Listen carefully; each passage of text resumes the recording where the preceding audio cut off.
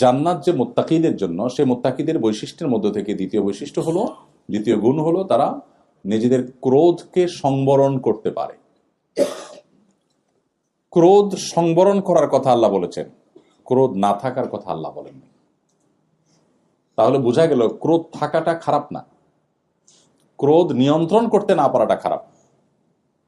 যদি কেউ রাগ তার ভিতরে একেবারেই নাই, সে ধোঁয়ার সাপ, এটা প্রশংসার কোনো বিষয় না। আল্লাহ কিন্তু বলেন নাই ওয়াল আদিমিনাল গাইজ, আল্লাহ বলেন না যাদের গোসা রাগ বলতে কিচ্ছু নাই এরা মুত্তাকি, আল্লাহ বলেন নাই। তাহলে বোঝা গেল গোসা রাগ থাকতে হবে, কারণ এটা নাহি আনিল মুনকারের ক্ষেত্রে গোসা রাগের দরকার হবে কি হবে না? এই জন্য দেখেন আল্লাহ শব্দ নিয়ে যদি আপনি বিশেষ কোরআনের শুধুমাত্র আলফাজ, সব শুধু কোরআনকে কেন্দ্র করে ৮০ থেকে ৮৫টা শাস্ত্র পৃথিবীতে গড়ে উঠেছে, মুসলিম মনীষা গড়ে তুলেছে। দুর্ভাগ্য আমাদের শুধু কোরআনের টেক্সটটা পর্যন্ত পড়ে দেখা হয়নি ৫০ বছরের মুসলমান, কখন সে ৮৫টা শাস্ত্র নিয়ে পড়বে?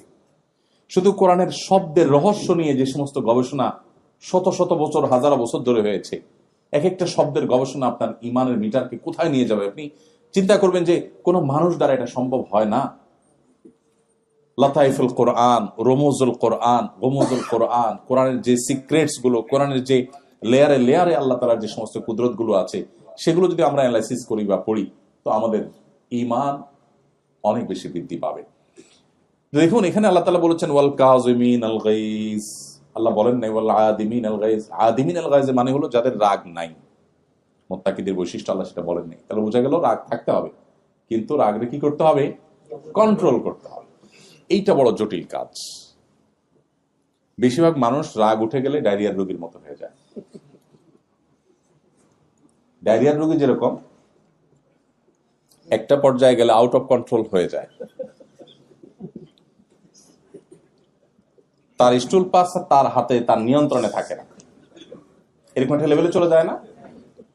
আমি বলি বদরাগী রোগ যারা নিয়ন্ত্রণ করতে পারে না নিজেরে, সেই জন্য কল্পনা করে যে আমি ওই পেশেন্টের মতোই, আমিও আমার আউট অফ কন্ট্রোল। এই রোগের রোগী আমরা বেশিরভাগ মানুষ, অনেকেই আমরা আছি, বরং বেশিরভাগ মানুষই আছি যে শয়তান আমাদেরকে বদমেজাজ করে তোলে। আমরা অনেকে টেরও পাই না যে আমি শয়তানের কাছে ব্যবহৃত হয়ে যাচ্ছি। কিভাবে রাগ কন্ট্রোল করবেন, দীর্ঘ আলোচনার ব্যাপার, আমি সংক্ষেপে ছোট ছোট করে কয়েকটা পয়েন্ট বলি। নাম্বার ১, মানুষকে ক্রোধান্ধ করে দেয়, প্রচন্ড ভাবে মানুষকে রাগান্বিত করে দেয় ইবলিস। কিসে করে? ইবলিস, শয়তান। তো এই জন্য শয়তানের কাছ থেকে আল্লাহর কাছ থেকে পানা চাওয়া। যখন রাগ উঠবে, মনে হবে যে আমি এখন বোধহয় নিয়ন্ত্রণ হারিয়ে ফেলছি, আমি বোধহয় এমন কিছু বলে ফেলবো যেটাও মানে আমাকে অস্বস্তিতে ফেলবে বা আমাকে মুখ ছোট করে দিবে, তখন আল্লাহর কাছে শয়তান থেকে পানা চাওয়া, আউযু বিল্লাহি মিনাশ শাইতানির রাজিম পাঠ করা।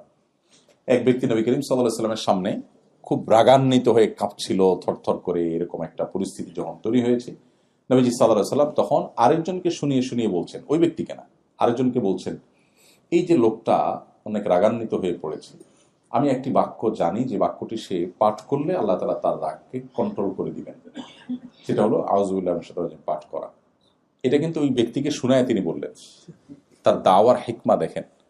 নবী যদি ডাইরেক্ট তাকে বলতেন, এই ভাই মাথা গরম করছে কেন, আউযু বিল্লাহ পড়ো, হয়তো লোকটা ডিনাই করে বসতো রাগের আতিশয্যে, নবীজির মুখের উপর ডিনাই করার কারণে বেঈমান হয়ে যেতে পারত। এই জন্য নবী সাল্লাল্লাহু আলাইহি ওয়াসাল্লাম তার ট্রিটমেন্ট দেওয়ার জন্য, সে যেন শুনতে পায়, এভাবে আরেকজনের সাথে জিনিসটা আলাপ করেছেন, পারপাস সার্ভ হয়ে যাবে। কিন্তু